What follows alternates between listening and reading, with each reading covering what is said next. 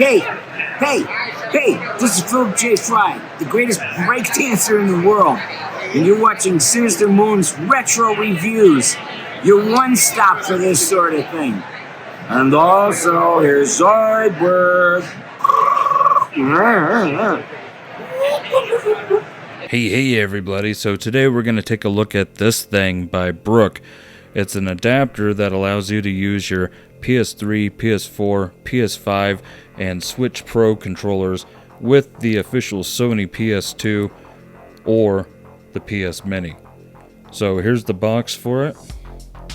Pretty basic box, nothing too spectacular. It does have this useful diagram on the back that shows you how to hook the different controllers up to the different consoles through the adapter. There you go. And it comes with an extended warranty card, nothing too fancy there, but it also comes with these amazing stickers. Look at those. Pretty cool. And it also comes with this keychain, which I'll probably never use for anything, but thanks, I guess.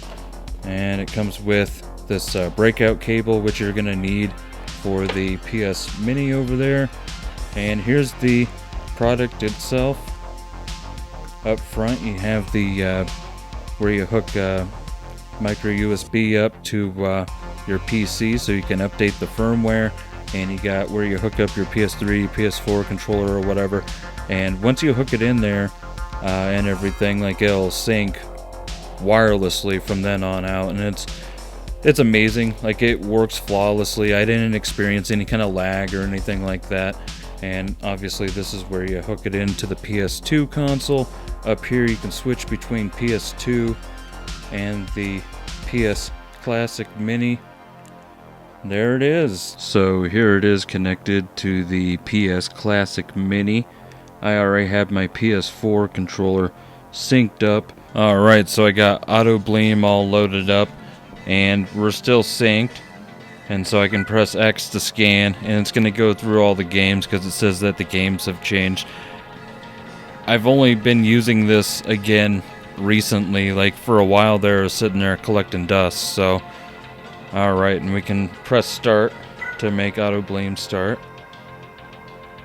And it should load up the interface. And we're still synced to the adapter.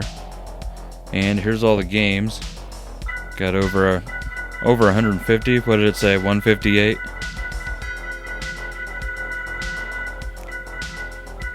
Lots of great ones. Surprised I don't have Einhander on there. Ah, there we go. How about that? You can see it's working just fine. Like, if this thing has lag, it's so minimal that you won't even notice it, really. I can't. As far as I'm concerned, it works great. And I just want to show it working real quick here. And you got a coin up. And we'll start the game. Then you can select your ship. We'll go with the helicopter guy. Good luck.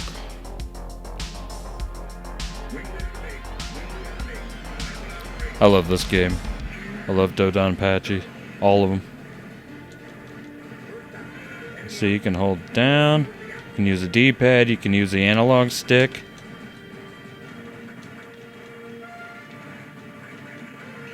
But I mean, look at that. That's extremely responsive.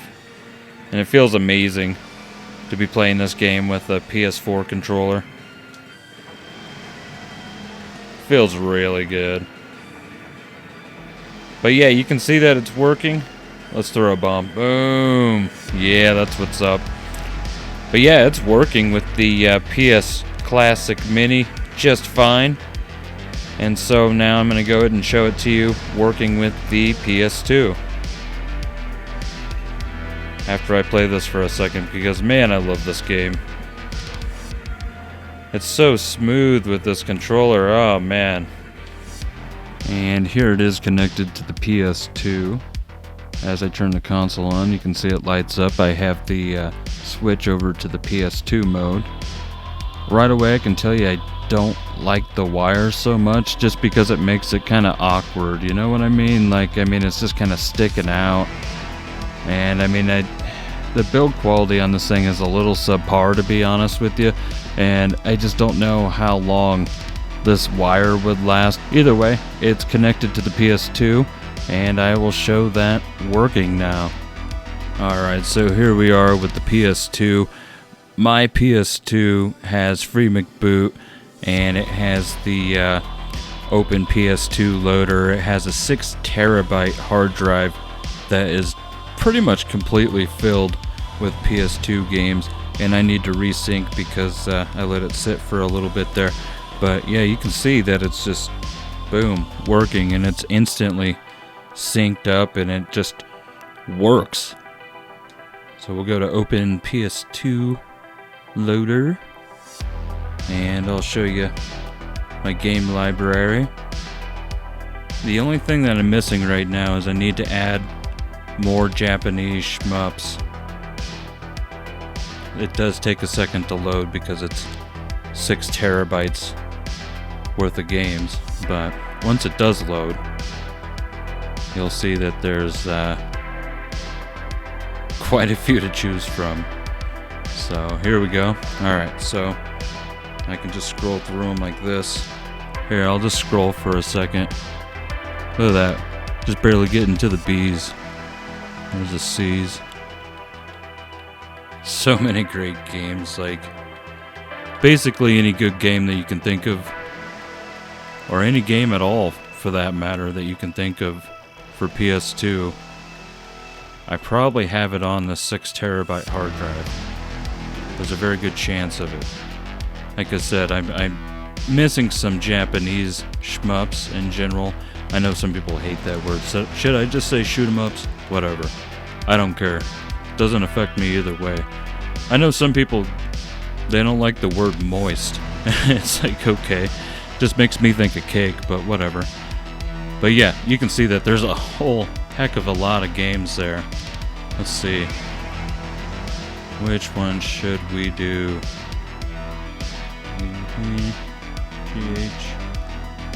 So many to choose from. Hey, I know. How about some Intellivision? Intellivision with a wireless controller? No way. There it is. You can see I'm... Hey, there's Real Time Associates. That's David Warhol's company.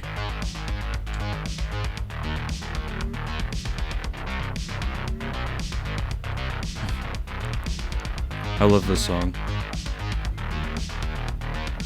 I want my Intellivision.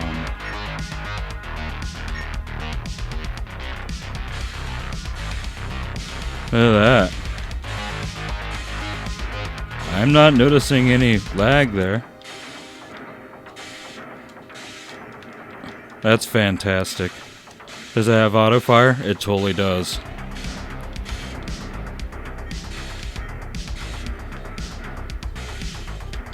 Wow. This is better than the Amico. This actually exists. Fantastic. But yeah, you can see that this totally works, and it works really well. And see if I can exit. There's the, check that out. And you can do that. We can quit the game, go back, continue, auto saving. And then I can also get out of this game completely by holding these two and all four of these, like this.